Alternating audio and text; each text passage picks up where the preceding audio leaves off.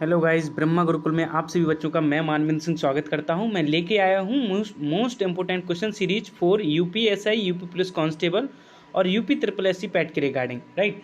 तो ये जो सीरीज है ये बहुत अच्छी सीरीज है और सभी बच्चे जुड़ जाएं और रेगुलर बेस पे क्लासेस चल रही हैं अपने यूट्यूब चैनल पर। तो सब बच्चे लेने की कोशिश करें जिससे आपको आने वाले एग्जाम जो आपका यूपी पुलिस कांस्टेबल, यूपीएसआई और यूपी ट्रिपल एससी पैट, जिसमें आप अपना सुनिश्चित स्थान कर सकें, मतलब एक अच्छा स्कोर कर सकें, राइट। तो हाँ, तो आप सभी बच्चे जुड़ जाएं और जो नए बच्चे जुड़ें तो बस सेशन को लाइक कर दें और एक बार चैनल को सब्सक्राइब जरूर करें। क्लास रोज़ 9 बजे स्टार्ट होती है, तो आप रोज़ 9 बजे आने की कोशिश किया करेंगे, ओके। तो हम क्वेश्चन को स्टार्ट करते हैं। क्वेश्चन किस प्रकार से हैं, कैसे क्या है, सबको एक एक करके सब लोग देखिएगा। बड़े अच्छे क्वेश्चन से लेके आता हूँ, बड़े मेहनत से PDF तैयार की जाती है, तो इसलिए आप जरूर क्लास लें, ओके। तो सभी बच्चे जुड़ जाएँ एकदम अच्छे वे में, अपने दोस्तों को भी बुला लिया करो, तभी मज़ा आता है क्लास करने में, ओके। हाँ, तो स्टार्ट करते हैं, ठीक है। क्वेश्चन नंबर पहला क्या बोलता है, बड़े ध्यान से देखिएगा। क्वेश्चन नंबर पहले कहने का मतलब, निम्नलिखित में से किस सुल्तान क्या निम्नलिखित में से किस सुल्तान ने साम्राज्य की सीमाओं की सुरक्षा हेतु विशेष सेना नियुक्त किया था। तो वो कौन सा सुल्तान था जिसने साम्राज्य की सीमाओं की सुरक्षा हेतु एक विशेष सेना नियुक्त किया था। ऑप्शन क्या दे रखे हैं, ऑप्शन दे रखे हैं इल्तुतमिश, ऑप्शन नंबर बी दिया है नसरुद्दीन, ऑप्शन नंबर सी दिया बलबन, ऑप्शन नंबर डी दिया है अलाउद्दीन खिलजी। तो मतलब ये कौन सा सुल्तान था जिसने मतलब सीमाओं की सुरक्षा हेतु विशेष सेना का मतलब गठन किया था या नियुक्त किया था, राइट। तो वो बता सकते हैं आप। तो आप सभी लोग थोड़ा सा वक्त लेते हुए जल्दी से आंसर दे दें कि क्या होगा इसका आंसर। तो बताइए सभी लोग जल्दी से जल्दी।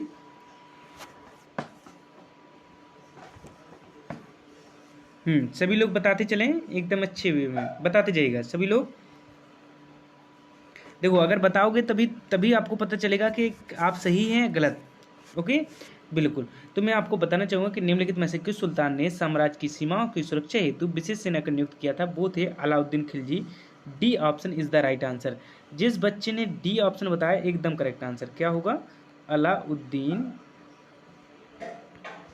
खिलजी, ठीक है ना बच्चों, बिल्कुल। चलें इसके बाद अगले क्वेश्चन की ओर चलते हैं। अगला क्वेश्चन है, बड़ा अच्छा क्वेश्चन है और समझने की कोशिश करें। देखो क्या बोल रहा, मुगल बादशाह द्वारा नियुक्त बंगाल का अंतिम सूबेदार था। देखो, मुगल बादशाह द्वारा जो बंगाल का जो अंतिम सूबेदार रहा है वो कौन था। ऑप्शन नंबर ए मुर्शिद कुली खां, ऑप्शन बी सरफराज खां, ऑप्शन सी स्वाजुद्दीन मोहम्मद खां, ऑप्शन डी अलीवर्दी खां। बताइए बंगाल का अंतिम सूबेदार कौन था, बताइए।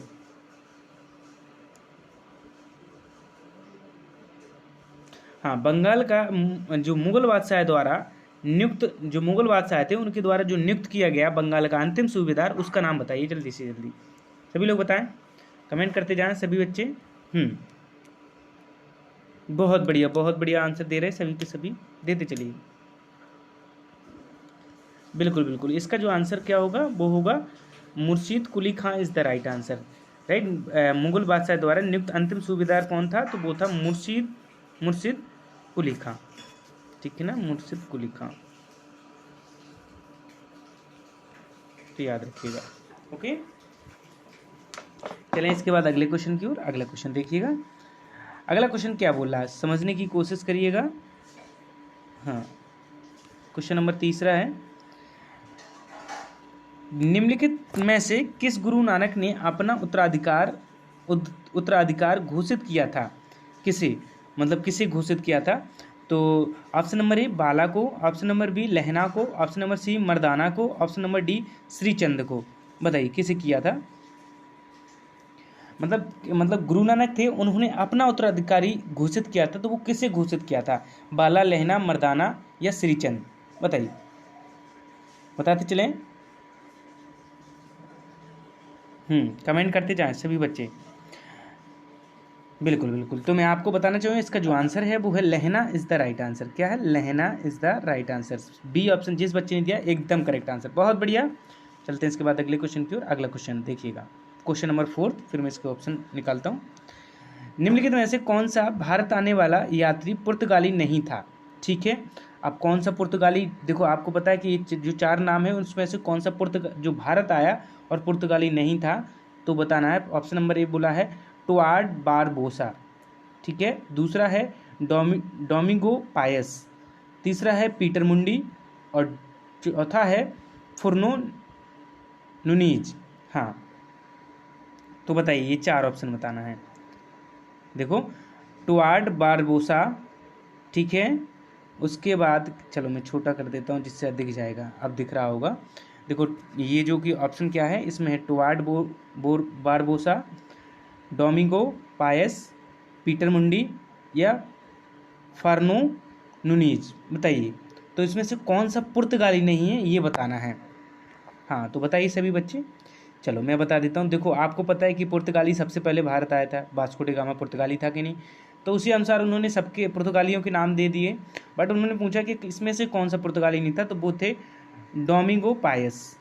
ठीक है, कौन थे? डोमिंगो पायस, ठीक है, याद रखिएगा। और बाकी टुआर्ड बारबोसा भी वहीं पुर्तगाल का था, पीटर मुंडो और फार्नो मुंडोनीज ये भी वहीं के थे। ओके, चलते इसके बाद अगले क्वेश्चन की ओर। अगला क्वेश्चन देखेंगे, क्वेश्चन नंबर 5वां, बहुत अच्छा क्वेश्चन है और ये तो बन ही जाना चाहिए, अगर नहीं बनता है तो आप बहुत बेवकूफ़ किस्म के लोग होंगे। काकोरी षड्यंत्र के केस में प्रधान आरोपी पंडित राम प्रसाद बिस्मिल को उत्तर प्रदेश के किस शहर में फांसी दी गई थी? वाराणसी, गोरखपुर, कानपुर या लखनऊ? बताइए। जो काकोरी षड्यंत्र हुआ था ये तो पता है आपको। काकोरी षड्यंत्र केस में प्रधान आरोपी मतलब जो मुख्य आरोपी थे पंडित राम प्रसाद बिस्मिल, उनको उत्तर प्रदेश के किस शहर में फांसी दी गई थी? तो वो शहर हैं वाराणसी, गोरखपुर, कानपुर या लखनऊ। ये 4 शहर में कौन सा आंसर होगा? बताते चलिए सभी बच्चे।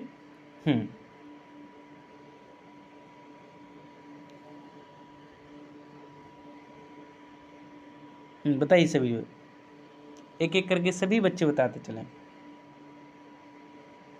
बिल्कुल, तो मैं आपको बताना चाहूँगा कि काकोरी षड्यंत्र केस के प्रधान आरोपी पंडित राम प्रसाद बिस्मिल को उत्तर प्रदेश के किस शहर में फांसी दी गई? तो वो शहर था गोरखपुर। जिसने भी बी ऑप्शन बताया एकदम करेक्ट आंसर क्या था?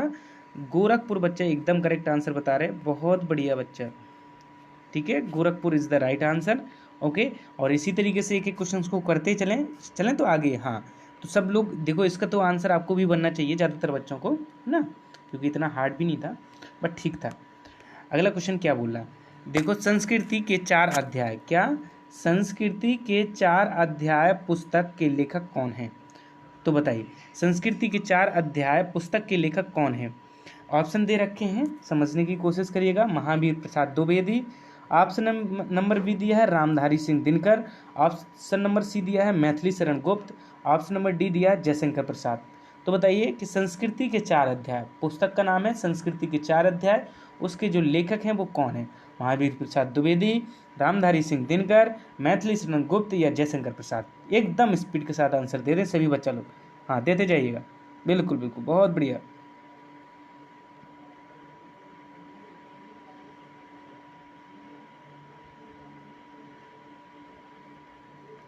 हाँ, कमेंट करिएगा।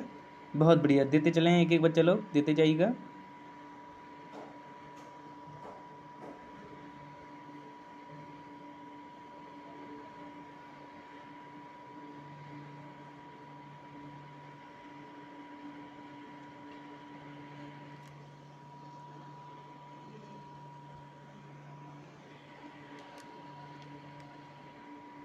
चलेगा। हाँ, तो संस्कृति के 4 अध्याय, सॉरी हाँ थोड़ा समय लग गया। तो संस्कृति के 4 अध्याय पुस्तक के लेखक कौन है या कौन है? तो इसका आंसर क्या हो सकता है? तो मैं आपको बताना चाहूँगा, इसका जो आंसर होगा वो होगा रामधारी सिंह दिनकर। ठीक है, बी ऑप्शन जिस बच्चे ने बताया एकदम करेक्ट आंसर। संस्कृति के 4 अध्याय पुस्तक के लेखक हैं रामधारी सिंह दिनकर। ओके, याद रखिएगा। चलें इसके बाद अगले क्वेश्चन की, क्वेश्चन नंबर 7वां, और समझने की कोशिश करें 7वें क्वेश्चन को। बहुत अच्छा क्वेश्चन है। निम्नलिखित में से कौन सी भारत की सबसे बड़ी मीठे पानी की झील है? तो भाई साहब ये तो पता ही होना चाहिए, भारत की सबसे बड़ी मीठे पानी की झील। यार नॉर्मल क्वेश्चन है, बन जाना चाहिए मेरे हिसाब से, सभी बच्चों को बनना चाहिए कि भारत की सबसे बड़ी मीठे पानी की झील कौन सी है? तो भारत की जो सबसे बड़ी मीठे पानी की झील है वो है बुलर झील। कौन सी है? बुलर झील इज द राइट आंसर। जिस बच्चे ने बताया बी ऑप्शन, बहुत बढ़िया। देखो, कोलेरू तो होगा ही नहीं, और ना नाल सरोवर भी नहीं होगा, ना सांभर होगी। बुलर एक ऑप्शन है जो हो ही सकता है ना, और है, और उसमें क्या दिक्कत है? तो बुलर झील क्या है? भारत की सबसे मीठी पानी की झील है। याद रखिएगा, जो कश्मीर घाटी में पड़ती है, ठीक है। हाँ, अगले क्वेश्चन की ओर देखेंगे। अगला क्वेश्चन है, बहुत अच्छा क्वेश्चन है, समझने की कोशिश करिएगा। निम्नलिखित में से कौन सा लौह इस्पात संयंत्र, क्या निम्नलिखित में से कौन सा लौह इस्पात संयंत्र नदी तट पर स्थित नहीं है? ये चार हैं, चार लौह इस्पात संयंत्र, इसमें से कौन सा संयंत्र किस पर नदी तट पर स्थित नहीं है? तो भिलाही, बोकारो, जमशेदपुर या भद्रावती, बताइए। हाँ, सभी लोग बताएं। निम्नलिखित में से कौन सा लौह इस्पात संयंत्र नदी तट पर स्थित नहीं है? भिलाई, बोकारो, जमशेदपुर या भद्रावती, बताते चलें।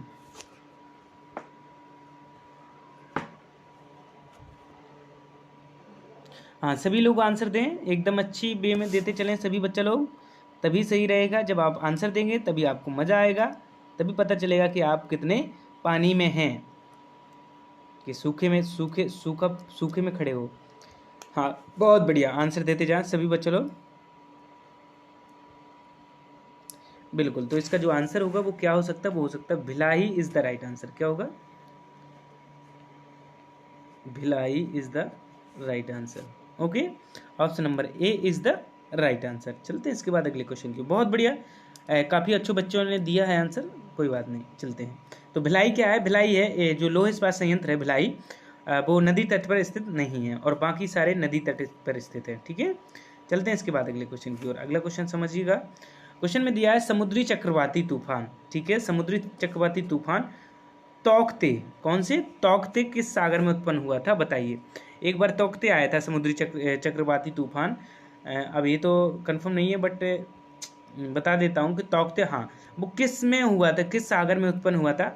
कि बंगाल की खाड़ी में हुआ था, कि हिंद महासागर में हुआ था, कि कैप्सियन सागर में हुआ था, कि अरब सागर में?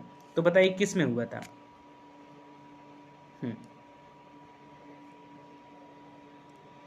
हाँ, जल्दी जल्दी बताते चलिए, सब बच्चे कमेंट करते जाएं, एकदम अच्छे वे में करें कमेंट।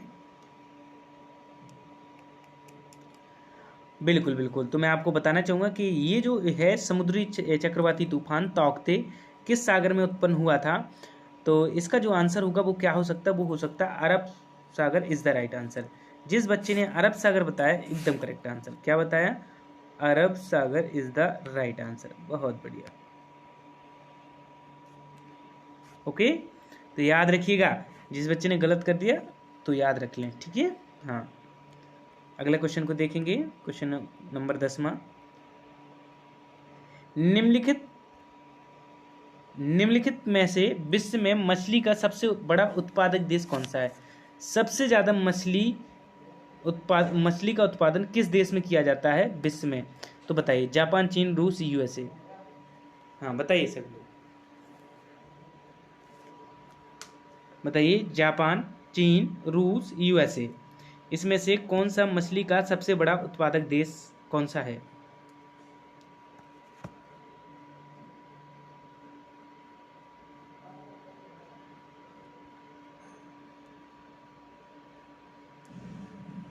बहुत बढ़िया, देते चलें सभी बच्चे लोग, कमेंट करेंगे तभी आपको मजा आएगा।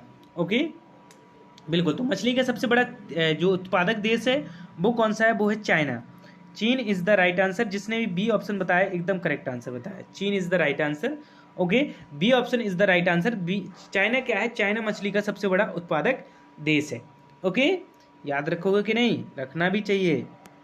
चलेगा अगले क्वेश्चन की ओर। अगला क्वेश्चन देखेंगे, क्वेश्चन बहुत अच्छा है, समझने की कोशिश करिएगा।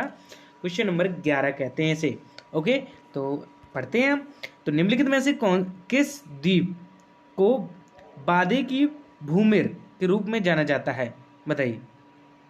तो बताओ, बादे की भूमिर के रूप में किसे जाना जाता है? ऑप्शन दे रखा है, क्यूबा को, जावा को, Cuba, option number B Java, option number C Sulawesi, option number D Mindanao.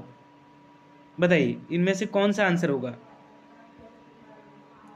हाँ, सभी बच्चे देते चले आंसर एकदम स्पीड के साथ।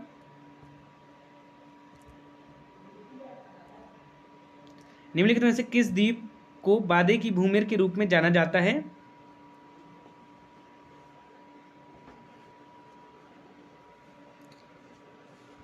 बिल्कुल बिल्कुल, बहुत बढ़िया, बहुत बढ़िया आंसर देते चलें। तो इसका जो आंसर है वो है मिंडानाओ। क्या होगा? Mindanao is the right answer. Okay, चलते हैं इसके बाद अगले क्वेश्चन की ओर। डी ऑप्शन जिसने बताया। हाँ, अगला क्वेश्चन क्या बोला है? बहुत अच्छा है। निम्नलिखित में से कौन से भारतीय राष्ट्रपति, मतलब निम्नलिखित में से कौन से भारतीय राष्ट्रपति लोकसभा अध्यक्ष भी रहे? मतलब जो भारतीय राष्ट्रपति हैं उन्होंने वे लोकसभा अध्यक्ष भी रहे, तो वो कौन है? Option number A Fakhruddin Ali Ahmed Fakhruddin. Option number B बोला doctor Shankar Dayal Sharma. Option number C doctor Zakir Hussain. Option number D Neelam Sanjiva Reddy. बताइए तो इसका आंसर क्या होगा? मैं तो एक बार में ऑप्शन पढ़ा, मुझे आंसर आ गया तुरंत। आप लोग बिल्कुल बताते चलो। पता है वो भारत के राष्ट्रपति भी रहे और लोकसभा अध्यक्ष भी रहे, तो वो कौन से राष्ट्रपति हैं? बिल्कुल, आप आंसर देंगे तभी आपको मजा आएगा। देते चलें, एक एक क्वेश्चन का आंसर देंगे तभी आपको एकदम अच्छा लगेगा कि हाँ बहुत अच्छा कर रहे हैं आप। तो निम्नलिखित में से कौन सा भारतीय राष्ट्रपति लोकसभा अध्यक्ष भी रहे? वो हैं, option number D is the right answer, Neelam Sanjiva Reddy. क्या? Neelam Sanjiva Reddy is the right answer. Okay, याद रखोगे कि नहीं? हाँ, रखना। ओके देन अगले क्वेश्चन की ओर चलेंगे। भारत की राष्ट्रीय अर्थव्यवस्था का सबसे बड़ा स्रोत क्या है?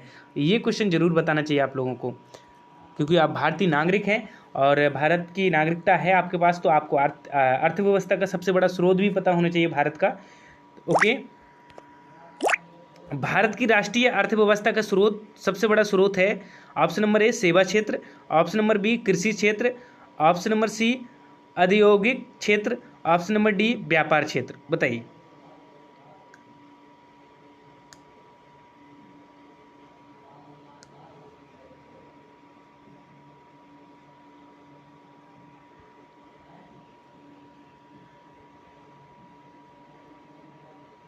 हाँ, सभी बच्चे देते जाएं कमेंट।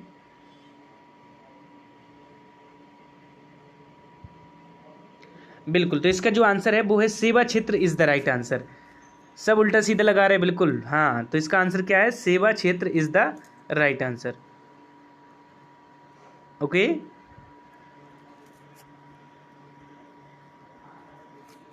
तो सेवा क्षेत्र option number A is the right answer. Okay, हाँ, तो जिस बच्चे ने ऑप्शन नंबर ए दिया, बहुत बढ़िया आंसर दिया, बहुत बढ़िया बहुत बढ़िया। चलते हैं इसके बाद अगले क्वेश्चन की ओर। अगला क्वेश्चन देखेंगे। एक सितार में किस प्रकार की ध्वनि तरंगें उत्पन्न होती हैं? जो एक सितार होता है उसमें किस प्रकार की ध्वनि तरंगें उत्पन्न होती हैं?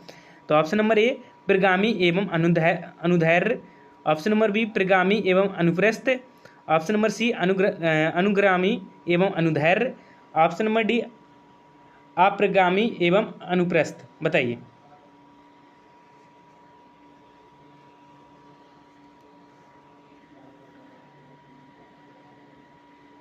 हाँ, देते चलें, आंसर दें। जो एक सितार की एक सितार में किस प्रकार की ध्वनि उत्पन्न होती है? बताइए। हाँ, सभी लोग बताते चलें। जो एक तार में ध्वनि उत्पन्न होती है वो किस प्रकार की ध्वनि उत्पन्न होती है? वो होती है कैसी? अप्रगामी एवं अनुप्रस्थ। ठीक है, अप्रगामी एवं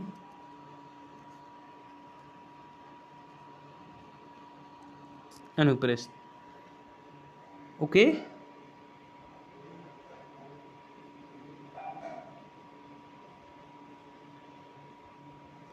ऑप्शन नंबर डी अप्रगामी एवं अनुप्रस्थ is the right answer. Okay, याद रखिएगा। बिल्कुल, चलेंगे इसके बाद अगले क्वेश्चन की ओर। अगला क्वेश्चन देखेंगे। अगला क्वेश्चन क्या बोल रहा?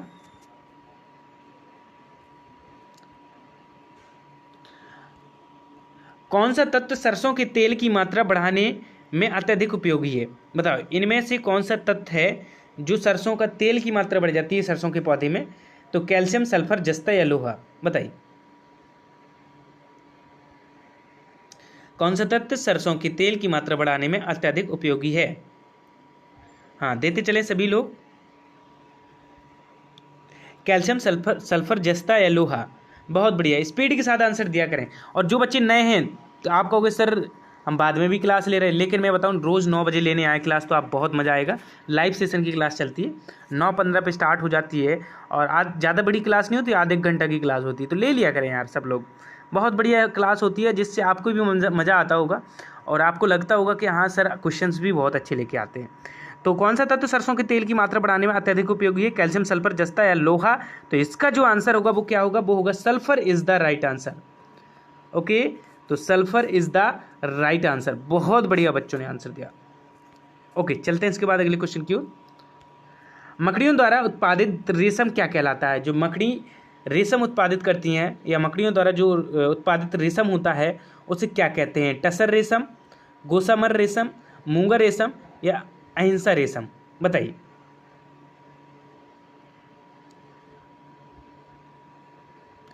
मकड़ियों द्वारा उत्पादित रेशम क्या कहलाता है? बताते चलें। टसर रेशम, गोसामर रेशम, मूंगा रेशम या अहिंसा रेशम? बताइए। देते चलें आंसर सभी बच्चे लोग अच्छे से। हाँ, बहुत बढ़िया। और पता है सभी बच्चे क्लास नहीं आते, सीरियस नहीं है ना आज के टाइम में। जॉब चाहिए लेकिन सीरियस नहीं है, बस जॉब चाहिए। भैया तुम्हारे जैसे हजारों डले हैं, मतलब जो पढ़ने नहीं आते उनको कह रहा हूँ कि हजारों डले हैं, हजारों नहीं करोड़ों, जिनके सपने हैं नौकरी करने का लेकिन पढ़ाई नहीं करनी बिल्कुल। मैं बहुत बच्चों को देखता हूँ ऐसे। तो बेरोजगारी होगी, कहते हैं बेरोजगार हैं।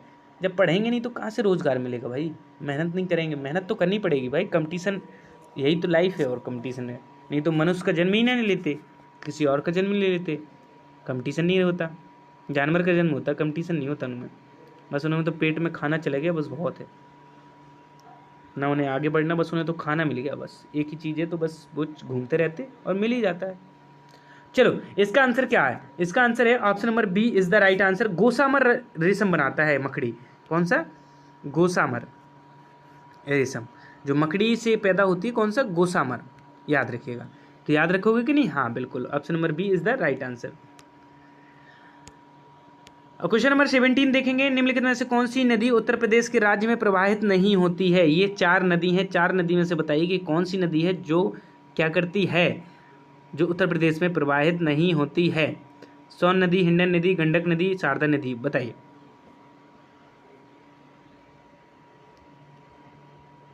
ऐसे कंफ्यूजन वाली नदी दे दी है कि कंफ्यूजन अच्छा पैदा होगा। मतलब उत्तर प्रदेश में प्रवाहित नहीं होती, ऐसी कौन सी नदी है? सोन, हिंडन, हाँ हिंडन तो समझ जाओगे, गंडक, अच्छा, शारदा, बिल्कुल बहुत बढ़िया आंसर देते चलें। क्या बात है, क्या बात है, आंसर दे रहे सभी बच्चे लोग। सोन, हिंडन, गंडक या शारदा? तो देखो वो कौन सी नदी है जो उत्तर प्रदेश में प्रवाहित नहीं होती है? वो नदी है गंडक। ठीक है, option number C is the right answer. भाई सोन नदी होती है, हिंडन भी होती है, शारदा भी होती है, ये तीनों नदी उत्तर प्रदेश में प्रवाहित होती है, बट गंडक नदी उत्तर प्रदेश में प्रवाहित नहीं होती है।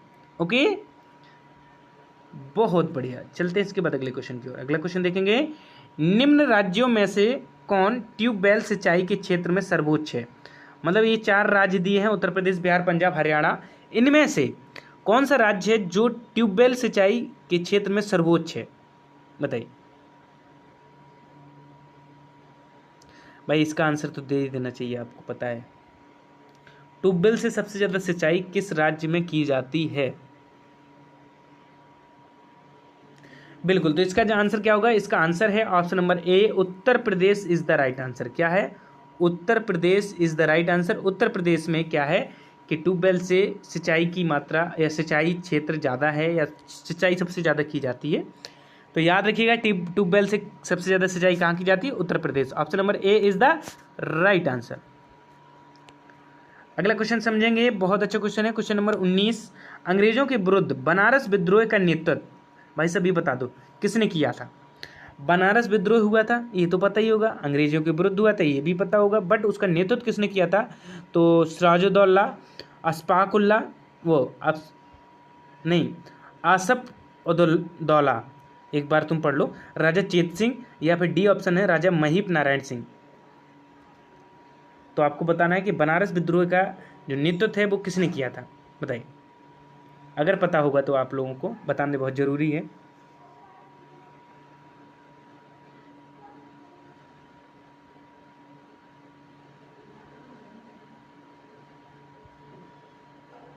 बहुत बढ़िया, देते चलें आंसर।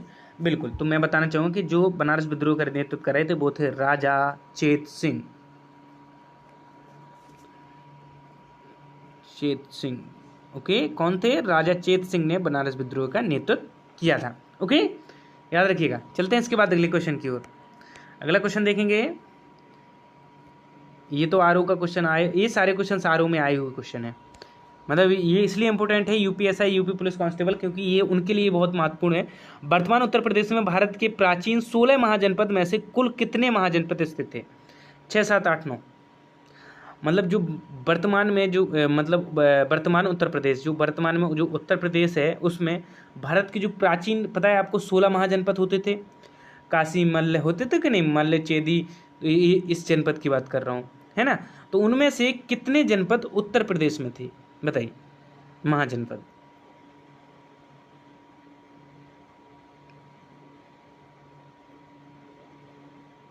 बिल्कुल बिल्कुल, बहुत बढ़िया, आंसर देते जाएं सभी बच्चे लोग। बिल्कुल, तो इसका जो आंसर है वो है 8। ठीक है, 8 महाजनपद थे जो उत्तर प्रदेश में थे। जो वर्तमान उत्तर प्रदेश जितना बड़ा है उसमें पूरे टोटल 8 महाजनपद थे। ओके, तो याद रखिएगा। तो आज के क्वेश्चन की समाप्ति यहीं पे करते हैं। Thank you so much everyone. और अगर ये पीडीएफ चाहिए, देखो ये आंसर की भी लगी है इसके में पीछे। तो thank you so much everyone, और इसी तरीके से आते रहें, क्लास करते रहें। ओके, और अगर कोई भी प्रॉब्लम होती है तो आप ग्रुप में जाकर, टेलीग्राम ग्रुप ब्रह्मा गुरुकुल के नाम से है, आप ज्वाइन कर सकते हैं और कमेंट बॉक्स में मतलब उसमें क्या नाम पूछ सकते हैं, कोई अगर आपको प्रॉब्लम किसी चीज़ से रिलेटेड होती है। ओके, और अगर कोई भी प्रॉब्लम होती है तो मेरा एक नंबर तो है, तो उस पर व्हाट्सअप मैसेज कर सकते हैं, जिससे मैं आपको ग्रुप में ऐड कर सकता हूँ। ओके, मतलब जो टेलीग्राम ग्रुप है, हाँ, ये मेरा नंबर है 8175819525। ओके, तो आज के लिए इतना ही। चलते हैं, हम अगली क्लास में मिलेंगे एक अच्छी एनर्जी के साथ। आज थोड़ा मैंने दिन में सो लिया, थोड़ा उतना अच्छी आवाज़ में नहीं बात कर रहा हूँ, थोड़ा सा तेज़ में, थोड़ा स्लो बात कर रहा हूँ, बट ठीक है, थोड़ा सा आराम कर लिया था। हाँ, तो आज के लिए इतना ही। Thank you so much everyone, bye bye, take care.